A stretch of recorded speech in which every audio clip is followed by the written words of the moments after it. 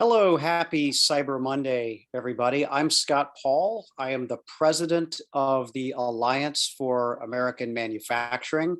I want to welcome you to the 2021 Made in America holiday presentation that we have that features our gift guide and a set of distinguished panelists who are making things locally and who are also featured in our gift guide this year. First, just a word about the gift guide and where you can find it. We're at americanmanufacturing.org. This is the 8th year we've compiled a list of products that are available for holiday shopping from every state in the nation. This is the District of Columbia and Puerto Rico. And over those 8 years, we've been able to feature some extraordinary companies, and we're happy to have again, 3 of them live here with us today. Many of these suggestions are generated by our listeners, our viewers, our readers from you. And those are marked throughout the guide this year. And this is the point where I also want to thank our great team for helping to assemble the guide. This takes a number of weeks to put together. And we have a crew of about 6 or 7 folks who work diligently to scout out a wide array of gift ideas for you. And as you will see today, we have everything from pajamas to candles to hammers and so much more that we can feature. And now let me get to our panelists so that you have a chance to meet them as well. We have Elizabeth Cotton Allen. She is the founder of Elizabeth Cotton. It makes luxury pajamas in New York City's historic garment center. We also have Daniel Raymond. Daniel is the head and founder of Boss Hammer, which makes award-winning hammers in the great state of Michigan. And we have Sukie Jefferson. And Sukie is the owner of Sukis Candle Co, which makes non-toxic vegan candles in Seattle, Washington. So we have the coasts and the Midwest covered today, and I want to welcome all of you and thank you for joining us for a little bit of time this afternoon on what I'm sure is a very busy couple of weeks for everybody. And let me start with Elizabeth and just ask you a bit about your business, how you got started, and what inspired you to make your clothes in New York City, which obviously has a long and proud tradition of this, but as you well know, so many of textiles and apparel have moved overseas that it makes you both rare and really interesting. Well, thank you, Scott. So I started the company in 2005 after trying to find a really well-made pair of pajamas and coming up short. I needed a pair of nice pajamas to wear to my future mother-in-law's house over Christmas, and lived in New York City and wandered around to a bunch of lingerie stores trying to find something. And I wasn't successful. And I noticed that at that time, if you wanted to buy a beautifully stitched bra made out of like gorgeous silk and French lace, there were lots of options. But when it came to buying something comfortable that you'd actually sleep in, the quality level of the material and the workmanship was much lower. And I had a background working in fashion, and I'd actually spent the first few years of my career working in sourcing and production for Macy's and a division of Target. And every factory we worked with was overseas. And so most of the, when I was thinking about where to manufacture, my experience working for larger companies was that, most of the time things ran smoothly. Factories really aimed to please customers of that size. But when something with an order did go wrong, it went really wrong, and you were thousands of miles away trying to manage a manufacturing issue, and kind of really stuck negotiating a discount for a mistake that had been made rather than being there in the moment, able to oversee things closely enough to prevent issues before they happened. And I think, as a business owner, that's huge because you're, spending your own money on, inventory and fabric. You want to definitely want to avoid as many mistakes as you possibly can. But I think that the benefit offered to the customer is having a really well-made product. As a business owner, I love hearing from customers that they've been enjoying the same pajama set, for 8 to 10 years. They just, clothing can last if it's made really well. So that's, one of the reasons why we manufacture here.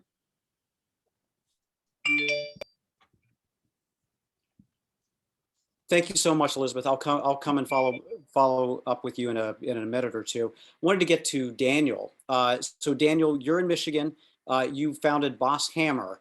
The hammer's been around for centuries. What's your spin on it, and why did you decide to make it again in the United States when so many tool manufacturers have shipped their operations abroad? Being involved in the construction industry for over 40 years and having a fairly active mind, probably 32 months ago, the good Lord put this idea in my head as I was driving down the road going to check some various commercial jobs we had going, that I could possibly make a squaring system out of a framing hammer. And I started seeking out individuals to help me with that. Pretty much locally, I found a great design and engineering team about 40 miles. When I walked in there and said, hey, I'd like to make a square out of a hammer, they kind of looked at me like I was nuts. And I just made a commitment to that at that time, that we were going to make it here in the US. I've had lots of people tell me that you need to go overseas, but I'm an American. I'm a citizen of this country. We're the best country on the face of the earth. We have American ingenuity, and we've been able to build a great team of people right here in the States that they too are chasing their dreams and building their business. And I just think it's a plus for everybody to do business within the States. I'm looking at the future of both my kids and grandkids, that it's important to help build this economy and keep America strong and great. Daniel, thanks so much for sharing that. And again, I'll come back to get more of your story in a second. I wanted to turn now to Sukie Jefferson, the founder of Sukis Candles. So obviously, again, like hammers, candles have been around for even longer. Sukie, what was the inspiration behind starting up a business in this space, and also going that extra leap, and you obviously carefully source your materials and you make it locally. What inspired you? Yeah, great question, Scott. I at the time was living in Los Angeles. This was back in 2016, and like many of us, went through college and grad school and got my first sort of big girl job working in Los Angeles, and sort of felt like I'd reached my success and my achievement that I was looking for in life. And really what the truth was is that when I tapped into sort of my joy or happiness, I found that 2 years later, I was really burnt out, and I really wasn't seeing the fulfillment in the work that I was doing. And so I really ramped up a self-care practice on my own. So I'd come home after work in my kitchen, and I would start a really extensive DIY process of making everything from body scrubs and oils to lip balms and toothpaste. I wanted to teach myself how to make everything in my house that I would normally put onto my body. And it was this exploratory, fun, sort of natural DIY process for many, many months of scrapbooks, of taking notes, of having successes and a lot of failures, but really sort of being able to be excited again about sort of sinking my hands and making a physical product. And one day I decided to make candles. I knew that they'd be a little bit more challenging. The process of making them was a bit more scientific than some of the other products that I had been experimenting with.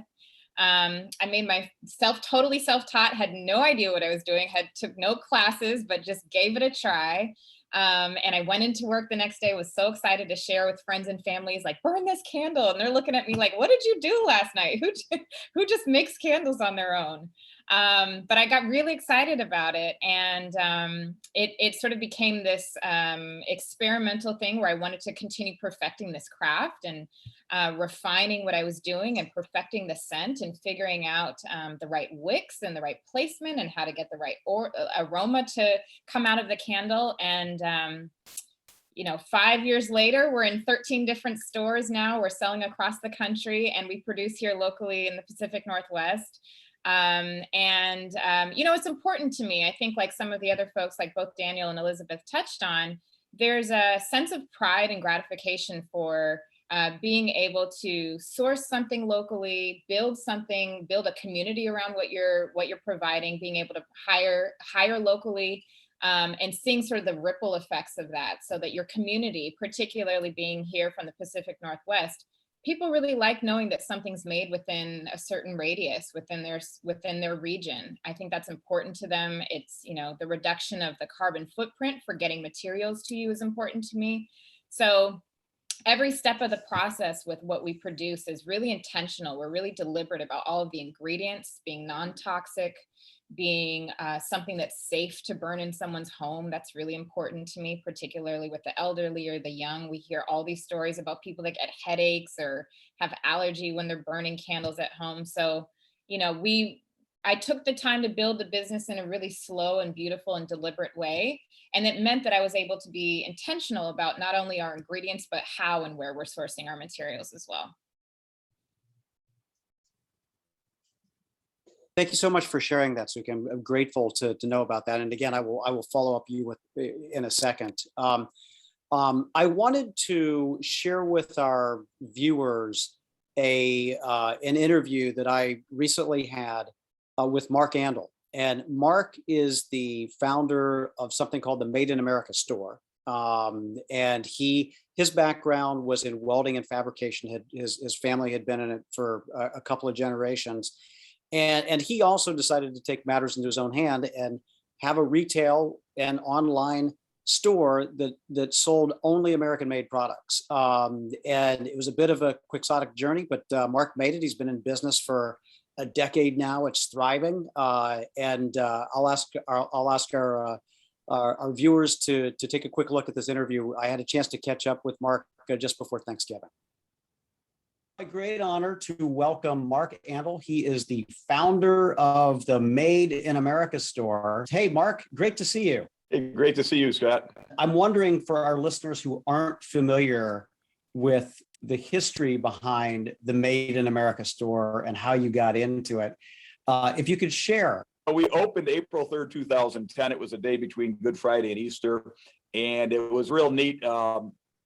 It was 90 degrees, maybe 85, but in Buffalo in April, you just don't get them days. And You usually get snow. That's no, great. right. And it was April, and 600 people showed up plus, and they mainly said thank you. We're up to 10,000 products. We support 500 American vendors, and our concept, you have to have 3 letters of authenticity to get in our store. We're the real deal, and we find somebody's change, we toss them back out. I mean, given the Walmarts, the Amazons, all the distraction, what do you think is your secret sauce in not only being able to keep your operation open, your bricks and mortar option, but also expanding it, having new concepts, having all these tour buses come and having an online presence? What is it? Well, I can't say enough for my team. I'm blessed with great people. Not that they'd work for free, Scott, but they've got that can-do American spirit. Everybody, even our listeners today, have to make Made in America important again and kind of understand why it's important and how many livelihoods we create or save. And that's our mission, to create and save quality livelihoods in the United States of America by increasing American manufacturing. Right now, I think our vendors have more demand than they've had in decades. They're working 7 days a week, maybe 24 hours a day. They tell me to just keep putting new orders in. But if you see empty shelves at a store, it's probably because it's made overseas. We don't need shipping containers. 500 of our vendors that supply us products for the Made in America store are 100% made here, but they're not publicly traded. That's a big part of this because they're not a slave to the shareholder. And, money is not their God. They work hard and they love to produce and they love to create livelihoods and they believe in local like I do. I wanted to talk a bit just about the holiday shopping season, which I know is a big time for any retailer, including yourself. I have to imagine that you've got a whole bunch of stuff that would make great holiday gifts. For Christmas, we had the All-American Grill, which is an excellent gift. And then we built fire rings and different things for outdoors and are pretty neat. But just lately, I came up with a scoreboard, and a lot of our listeners maybe play cornhole or horseshoes. Well, this scoreboard has magnets to keep track of your score, 0 to 21, but 2 drink holders. That could be a pop or a beverage of your choice, Scott. And pretty neat. And on top, we put, it could be an American flag, it could be the Buffalo Bills symbol or whatever team you believe in. So you can put your own little artwork on top. But we've got green toys, we've got Channelcraft toys, we've got Maple Landmark toys. They're all educational toys. And people are like, Lincoln Logs, I just got back, Scott. I'm thinking, geez, that's where I started. Mark Andel, founder of the Made in America store. Thank you so much. Okay, so that's Mark, and he's built a successful retail business selling Made in America products in Western New York, and shipping worldwide, with tour buses coming in from lots of different places as well. Let me return to our panel now, and I wanted to ask Elizabeth and bring you into the conversation. You obviously had a background in this industry, so it wasn't new to you. You kind of knew sourcing, you knew process and all of that. But I'm wondering, being intentional about your local production in the garment center, what were some of the, I guess, challenges and opportunities that you had to both take advantage of and overcome to get where you are today? I think it was definitely able to take advantage of the fact there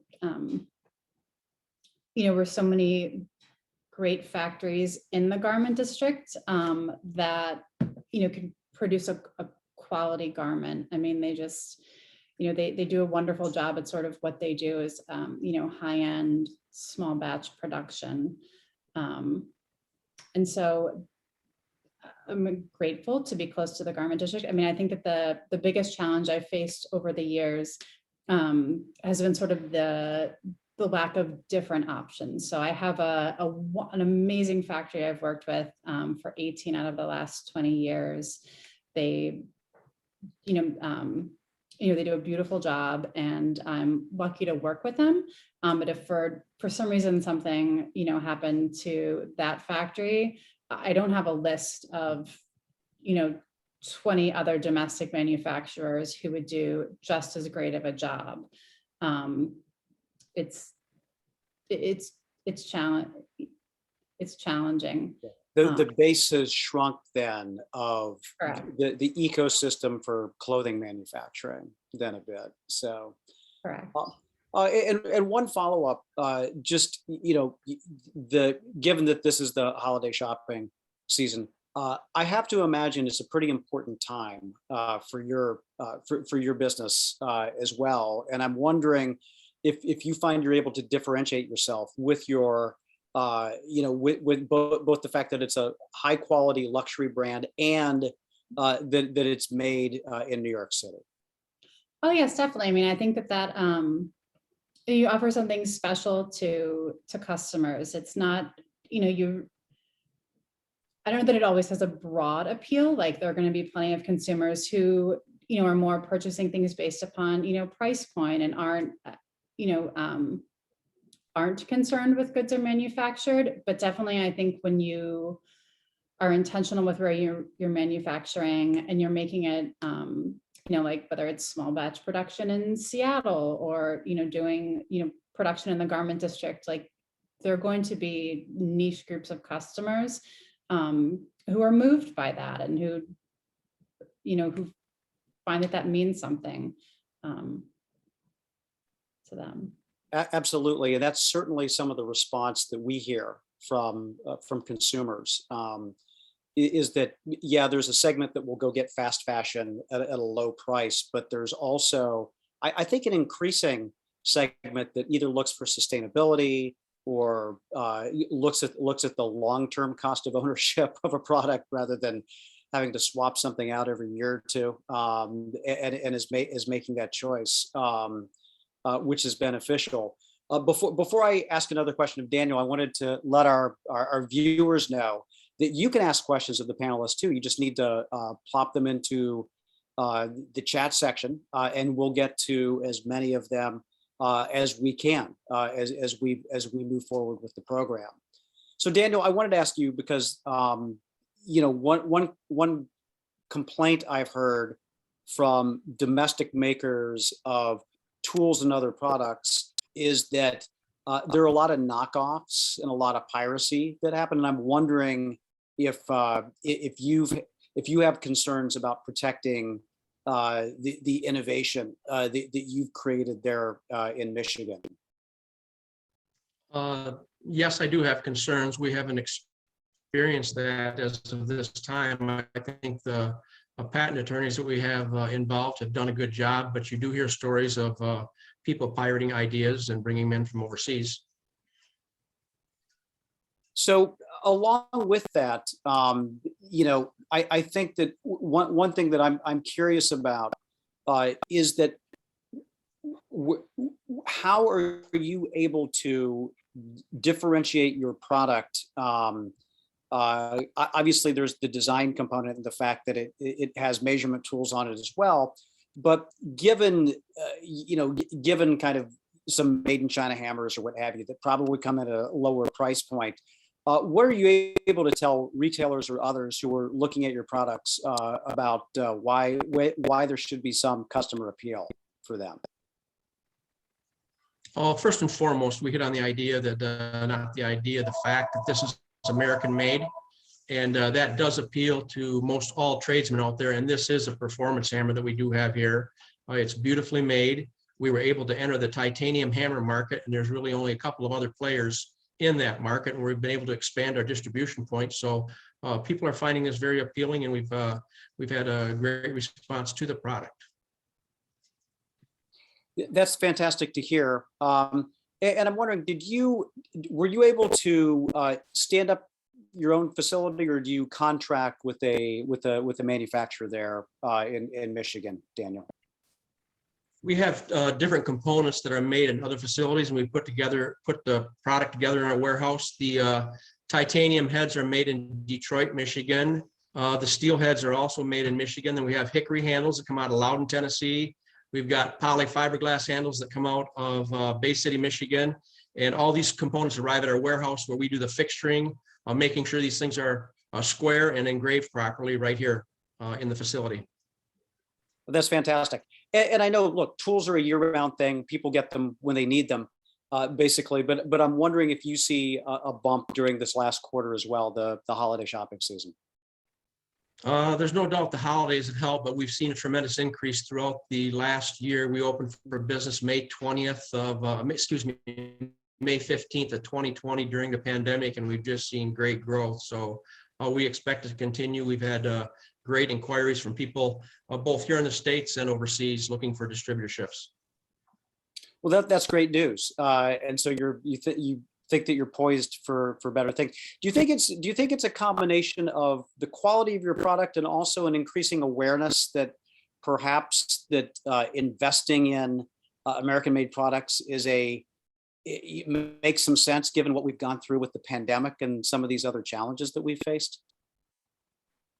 Well, there's no doubt there's a groundswell amongst especially tradesmen that I've talked to that made in America is very appealing.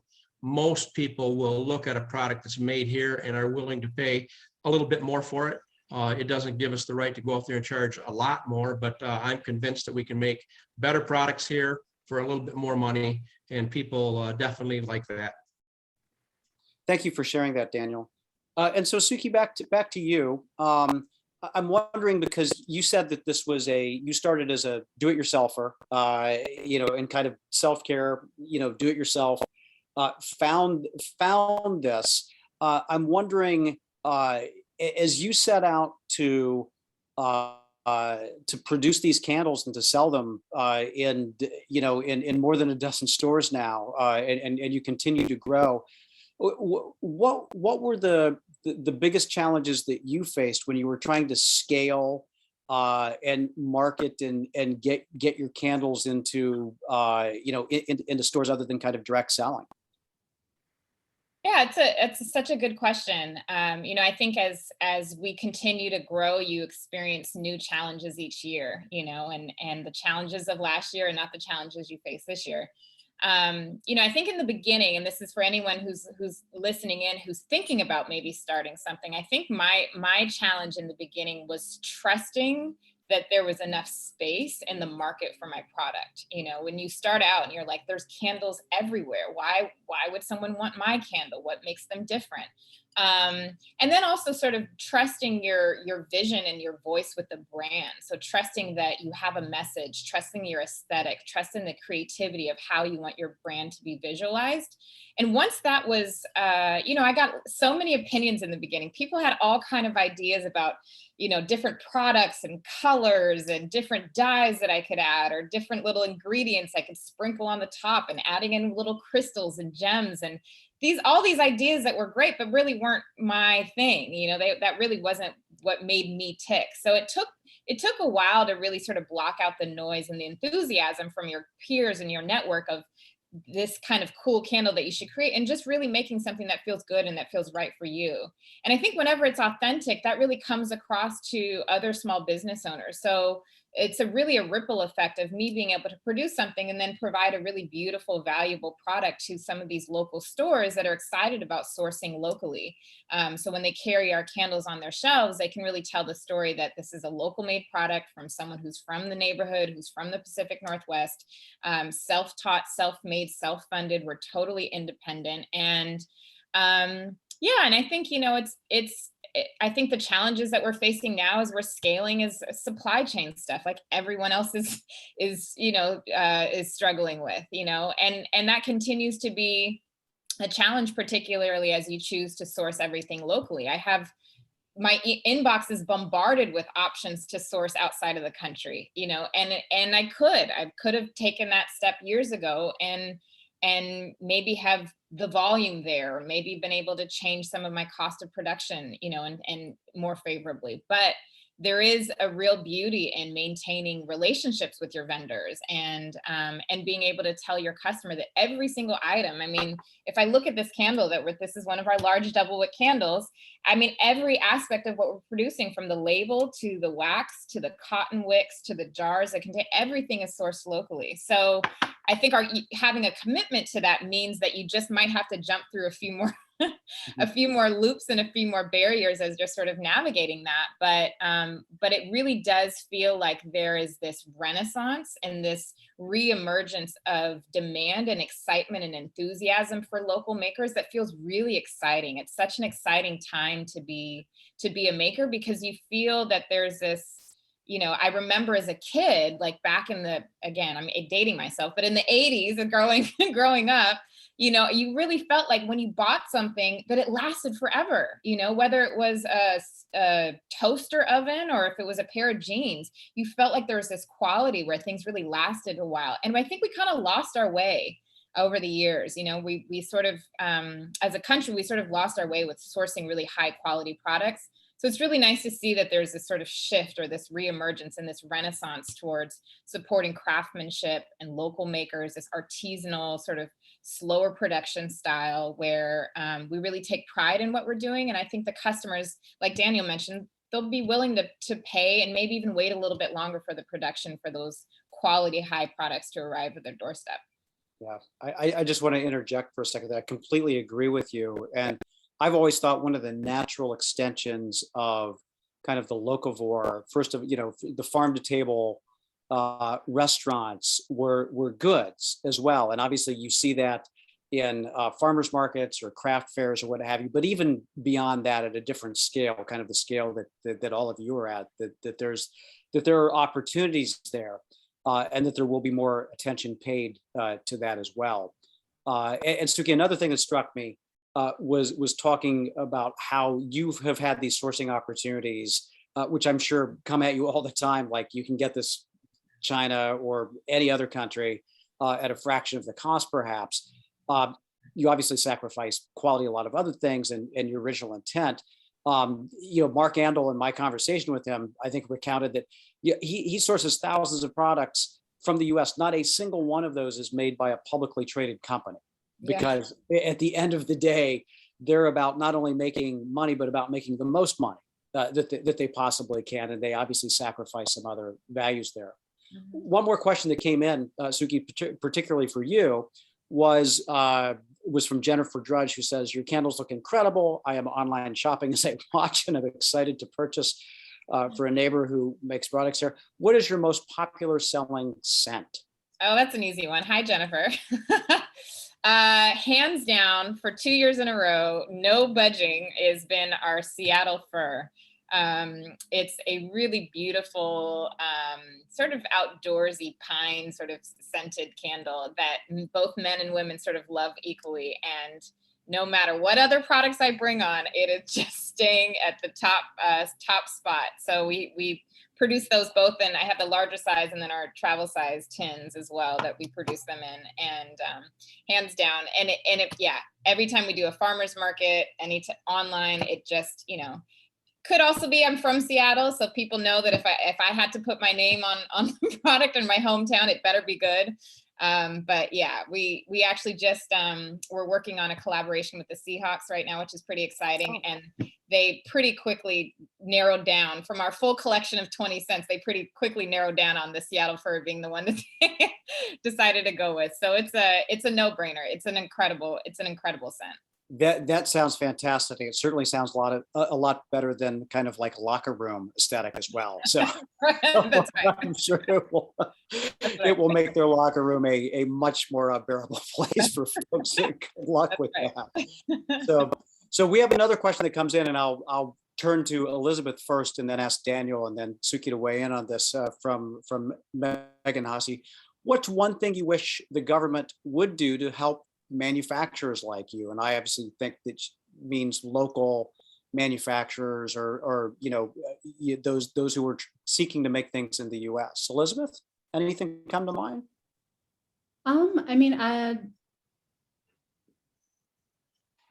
Maybe like a tax break for local, for manufacturing within the United States. I feel like they could do things, to support, any support that they could provide the garment district. And I think factory owners would be much appreciated. Yeah, I know that in New York, just the rents and leases are astronomical. And so maintaining that presence has to be an extraordinary challenge for folks. It's tricky. I think they're sort of always, the garment district is kind of up against, huge real estate development companies that would rather have, a neighborhood full of condominiums or office space. So it's kind of a constant battle to protect the factory spaces. Mm-hmm. It is nice to see, because I've chatted with a few people from New York who are engaged in these efforts, both at the Navy Yard in Brooklyn and elsewhere, about trying to revive, because both my in-laws are were from Brooklyn and from the Bronx, and they tell stories just about the local shops and the local manufacturers that were all throughout there in the 40s, the 50s, the 60s, and having some of that capacity, and at least having the city government, the state government leaning into and supporting those efforts, having them on their side. I think it sounds like it'd be very important to get more Elizabeth Cottons out there in the marketplace as well. So Daniel, I wanted to ask you, is there anything the federal government should or shouldn't be doing to help American manufacturers? I do think that possibly tax breaks are making it a little bit harder for companies to bring in goods from overseas. In addition, I think maybe a TV or social media campaigns just expressing that the need for products to be made here and encouraging people to buy products that are made here. And I think that would help tremendously. Thanks for sharing that. And I'll turn to Sukie now. If you were in a position to advise a presidential administration of the Congress about something that could be done to help encourage more manufacturing or to make things better for you, what is anything come to mind? Yeah, I think for a lot of us, as we're sort of figuring this out, I think the influx of capital that's easily accessible for small business owners through grants and whether at the local or state level is really, really helpful. I have found some success with contacting local SBA offices. I think that continuing to fund initiatives in local SBA offices around the country that provide mentorship, counseling, resources, and funding to small business owners in those particular regions is really helpful. And yeah, and I think adding to the narrative, the national conversation around what it means for those of us to make just different choices in our purchasing options, because we all can choose where we're buying. And I think if we just slow down and choose to be deliberate and a little bit more intentional, seeing what it means for those dollars to be recycled back through our community really has a profound impact on not just the business owners, but the local community as well. Yeah, I couldn't agree more. I think we have a ways to go. All those shipping containers that are waiting to be unloaded on the West Coast, or some indication of that we still need to find that balance. But I'm glad that, and I do think more people are speaking out about this and have concerns. Thank you for that, Sukie. We had another question that came in. This one's for Daniel. Any thoughts on expanding to other tools, and what sorts of challenges would that pose? Daniel? Yes, we do have other tools in mind. We just brought about this little boss paw. It's competing with the cat's paw market out here. It's a full titanium made product. It's all about, in our opinion, time-saving tools in the construction industry. So we will continue to develop tools that will help in that regard. And there are challenges, but we've been able to overcome them with the help of our partners. That's fantastic to hear. So I wanted to circle back to all of you, because we do get this all the time. We get people who have an idea, much like you had ideas for luxury pajamas, or the hammer, or the candles. And there's no great how-to guide. Sukie, you mentioned the SBA assistance, but there's no great how-to guide on how to make products in the United States. In fact, if you have an MBA or something like that, they'll tell you the opposite. They'll say, well, you can have your idea here, but you have to source it somewhere else. So Elizabeth, I'm wondering if there is a nugget or a kernel of advice that you would have anybody who, I guess in the garment making sector in particular, if they have an idea, how they can think about making that locally. Some important advice that you might have.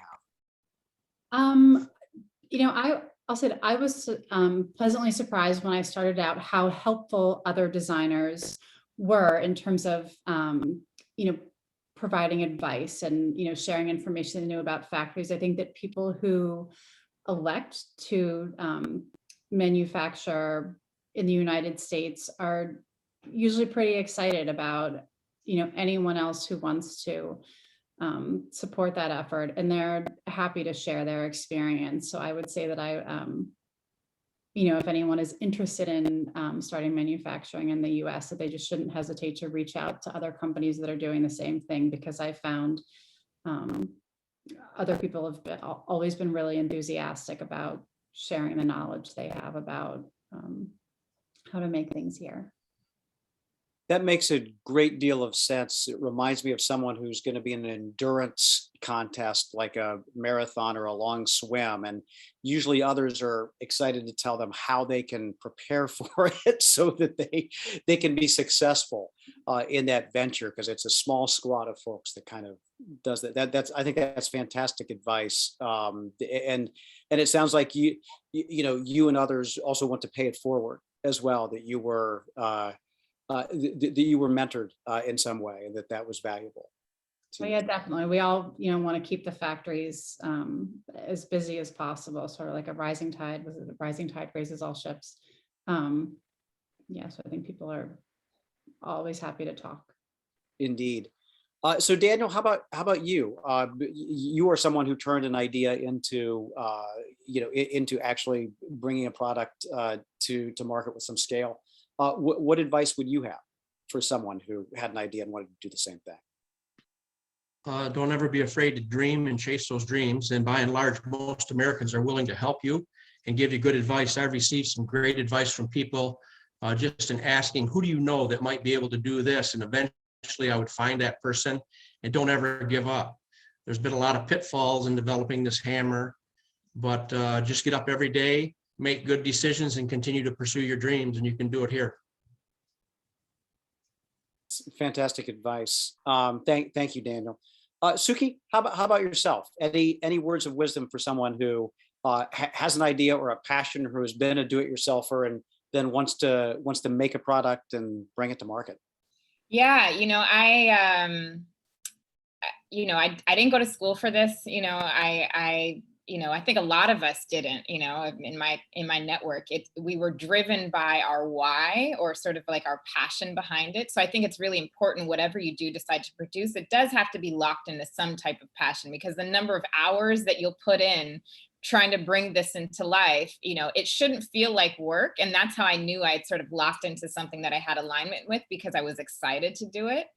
That being said, like you mentioned, Scott, there's really no perfect roadmap for how to begin, and I think once I learned that, and I learned that there was, I'll make mistakes, but I can always the next day try to course correct them, and I can learn from those mistakes. And even if it meant that you're down for a week or a couple months, or you lose your path, you can always kind of come back to that. And I think the most important advice that really helped me in the beginning was realizing that I can put my product out there without it having to be perfect, because I constantly have the opportunity to iterate that product. I constantly have the opportunity to refine it, to get feedback. But instead of holding on to the product and waiting till this perfect shining moment where website is perfect, product is perfect, images are perfect, there's no perfect moment. The perfect moment is now. So start now. If you think about Apple, for instance, once I made this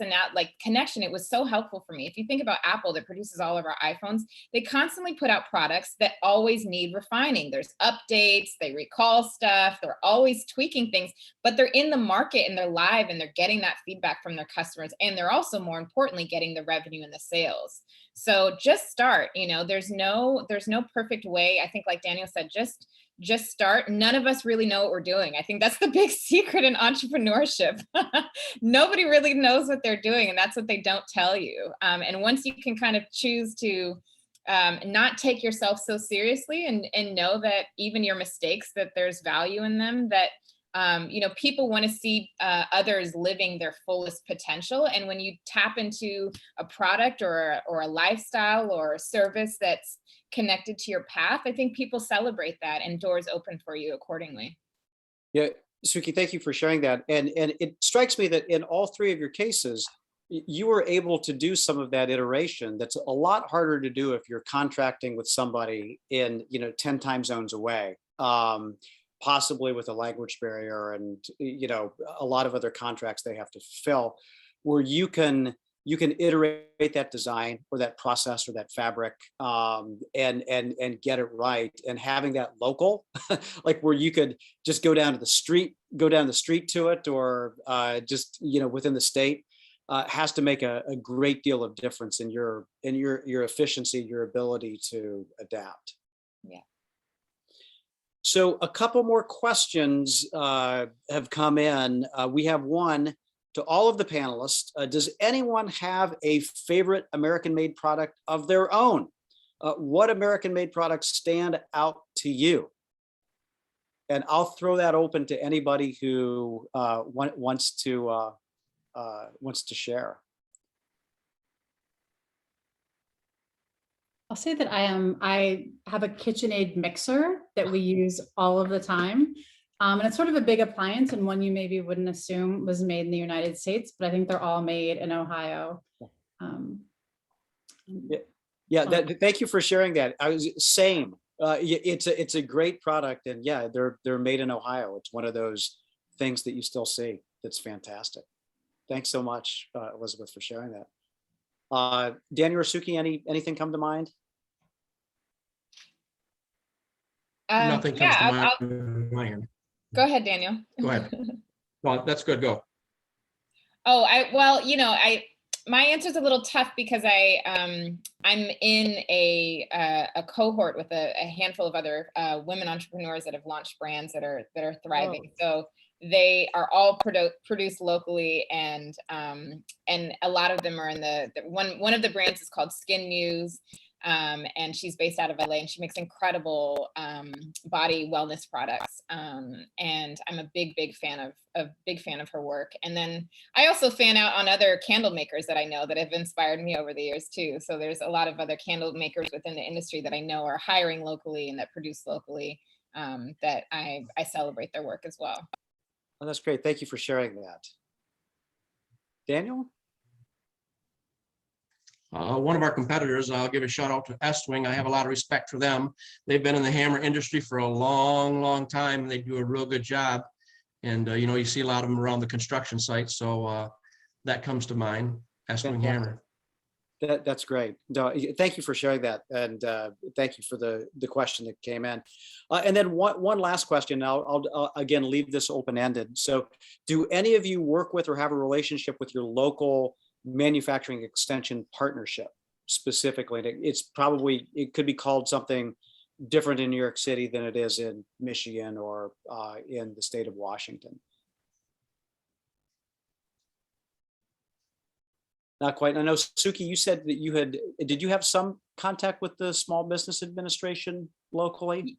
Yeah, they've been supportive in terms of providing sort of mentorship and resources, less on the sort of production or fulfillment. I mean, we really do all of that in-house ourselves. So sort of the procurement of all the products, the fulfillment, the sourcing, the production piece, but from a higher level, they are helpful in terms of strategy or sort of building out some of the back end admin of the business pieces. But yeah, maybe any more sort of context on the question, maybe we could all speak to that a little better. Sure. And I know that the manufacturing extension partnerships they're usually partnership with an educational institution or some local experts, and they're called something different in every state.